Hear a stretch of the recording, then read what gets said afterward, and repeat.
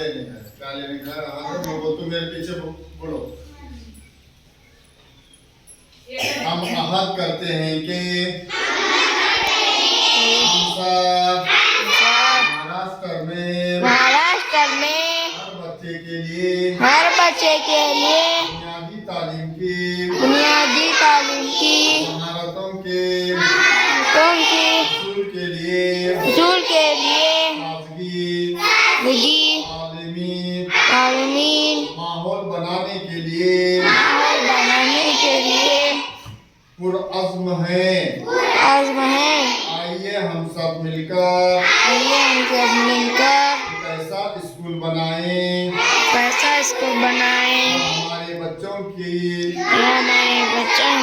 खालिस खुशी से